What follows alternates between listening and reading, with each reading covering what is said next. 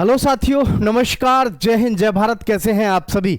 Haryana police के में जो भी युवा साथी जाना चाहते हैं भाई, आप सभी के लिए बहुत ही बेहतरीन और शानदार इंफॉर्मेशन है, क्योंकि ऑफिशियल नोटिस आपके लिए जारी हो चुका है हरियाणा पुलिस की तरफ से।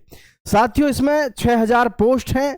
पहले फिजिकल होगा, लेकिन रिटन में क्या क्या बदलाव हैं, क्या क्या चीजें हैं, कब से फॉर्म ऑनलाइन हो रहे हैं, क्या योग्यता चाहिए, हर चीज के विषय में आपको इस वीडियो में पूरी जानकारी मिल जाएगी। ध्यान से देखिएगा इस वीडियो को, बहुत ही खास आपके लिए है ये वीडियो। ठीक है, देखिएगा।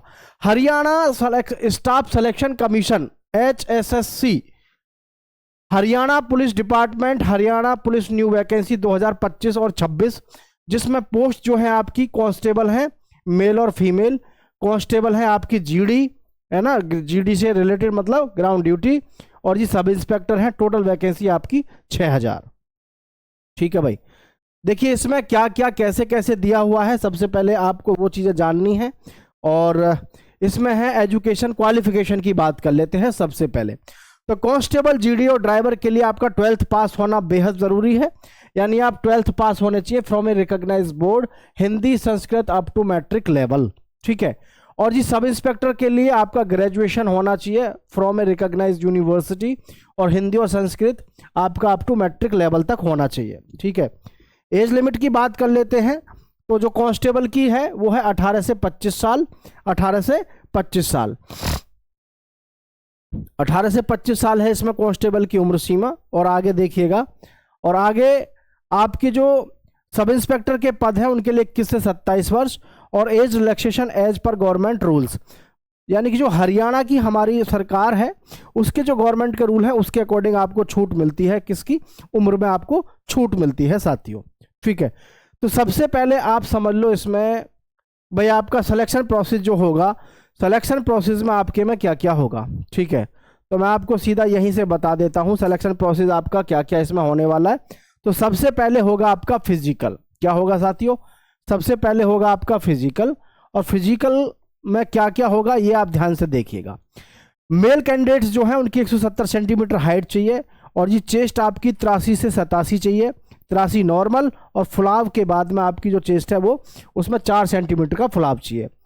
फीमेल कैंडिडेट्स के लिए 157 सेंटीमीटर की हाइट चाहिए। कितनी? 157 centimetre. Relaxation applicable for the reserve category, जो रिजर्व कैटेगरी है उनको उसमें छूट मिलती है।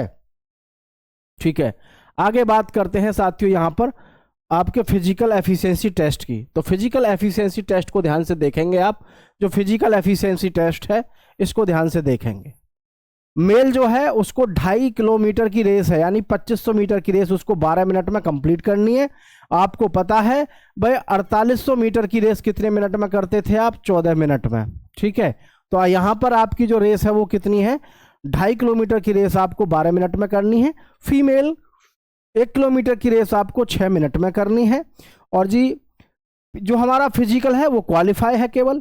एक्स मैन जो है उनका 1 किलोमीटर की जो रनिंग है उनको 5 मिनट में करनी है। लड़कियों को 1 मिनट एक्स्ट्रा मिल रही है, और एक्स मैन के लिए 5 मिनट का समय है। तो फिजिकल पे अगर देखें तो फिजिकल बहुत ज़्यादा टाइट नहीं है, लेकिन इसमें जो सबसे बड़ी बात है वो है आपकी हाइट की। जो आपकी हाइट है वो कितनी होनी चाहिए? 170 सेंटीमीटर आपकी हाइट होनी चाहिए, ये ध्यान रखना है। ठीक है। अच्छा, और एक चीज़ और बता दूं मैं आपको, जैसे इसमें क्वालिफिकेशन में जो आप बात कर रहे हैं सर क्वालिफिकेशन, तो क्वालिफिकेशन में आपका CET है ना, CET आपका जो है यहाँ पे क्वालिफाई होना चाहिए HSS का, यानी हरियाणा कमीशन बोर्ड का। ठीक है। तो सिलेक्शन प्रोसेस में आप देखो फिजिकल मेजरमेंट होगा जो आप समझ चुके हैं, फिजिकल एफिशिएंसी टेस्ट भी बता चुके हैं। रिटन एग्जाम में क्या क्या होगा वो आगे देखते हैं। Document verification, medical examination. ठीक है, तो यहां पर अब हम देख लेते हैं आपका रिटन एग्जाम में क्या क्या आने वाला है।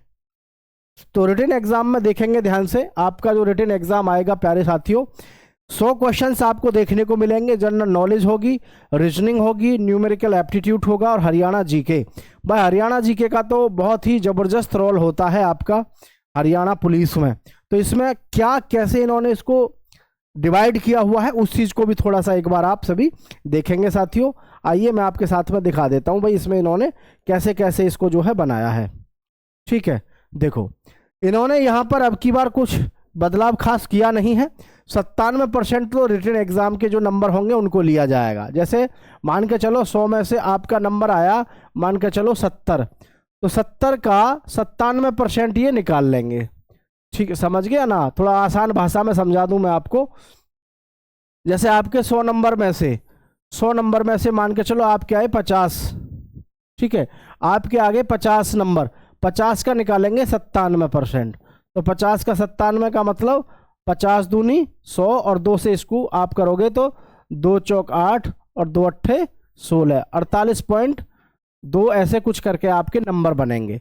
मतलब कुछ नंबर कम हो जाएंगे, क्योंकि इसमें जो है आपका केवल और केवल कितना लिया जा रहा है, 97% लिया जाएगा।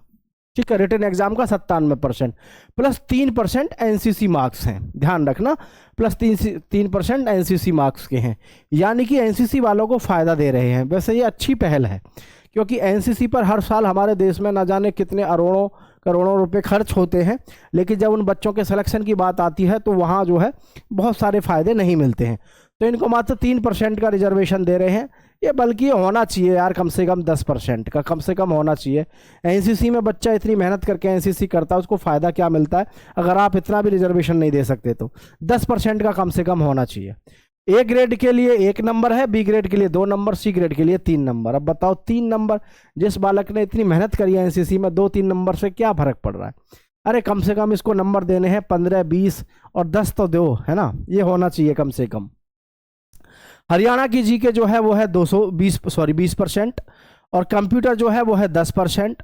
Indian GK, math, reasoning, agriculture और एनिमल हस्बेंड्री। एनिमल हस्बेंड्री का मतलब होता है पशुओं का जो कृषि होती है, इंग्लिश, हिंदी, साइंस और फील्ड खेती-बाड़ी, उसका होगा 70% मार्क्स। इन सभी से होंगे 70%। बाकी आपका हरियाणा जीके का भाई 20% का वेटेज रहने वाला है, कंप्यूटर का आपका 10% रहने वाला है। तो आप समझ सकते हो जबरदस्त तरीके से आपको यहाँ पर मौका मिल रहा है। ठीक है, ये गाइडलाइन आपकी सब कुछ जारी हो चुकी है। अब लगातार एक ही प्रश्न होगा हर एक किसी का कि सर इसके ऑनलाइन फॉर्म कब से शुरू हो रहे हैं? तो भाई मैं देखो आपको बता दूं, ये रात ही जो है जारी हुई है गाइडलाइन, तो पूरी जो बताइए आपको। ऑनलाइन फॉर्म आपके वैसे तो कभी भी जारी हो जाए, लेकिन जनवरी में आपके ऑनलाइन फॉर्म भर जाएंगे। ठीक है, और पहले क्या होगा? पहले होगा आपका फिजिकल। तो ये भी ध्यान रखें भाई, फिजिकल के लिए आप अपनी तैयारी में लग जाइएगा। वैसे फिजिकल बहुत ज़्यादा टफ तो है नहीं, लेकिन फिर भी आप अपनी तैयारी करते रहिएगा। और हरियाणा पुलिस के लिए जो भी युवा साथी हैं, जिनके भी ये ध्यान रखना, जिन्होंने भी सीईटी क्वालिफाई नहीं किया हुआ है, उनका कुछ नहीं हो सकता। अब आप सोचोगे इसमें सीईटी पे कितने पे क्वालिफाई पे नंबर आएगा या कितने वालों को लेंगे? तो देखो एक बात ध्यान रखना, एचएससी है ना, ये बाद में आप मत कहना कि पता नहीं चला, तो ये आपको पता होना चाहिए। एचएसएससी, इसमें ये बात ध्यान रखनी है आपको कि 60% से नीचे, 60 नंबर से या 60% से नीचे जिसके नंबर हैं, वो तो आप समझो बेकार है, उसका कहीं भी किसी भी अभी फॉर्म नहीं डल पाएगा। ठीक है, क्योंकि कम से भी कम आपका जो रहेगा, ये मान के चलो 65+ वालों का ही नंबर आएगा आपको एग्जाम ऑनलाइन फॉर्म भरने के लिए जो मौका मिलेगा। ठीक है, तो भाई ये चीज़ पहले ही दिमाग में बैठा लेना। कभी जिनके सीईटी में जिनके मार्क्स 60 हैं या 60 से कम है, कभी वो भी उम्मीद लगाए बैठे हों, तो वो उम्मीद मत लगाना। आप कुछ और काम देख लो, मतलब और किसी चीज़ की तैयारी कर लो। ठीक है, जय हिंद, जय भारत साथियों।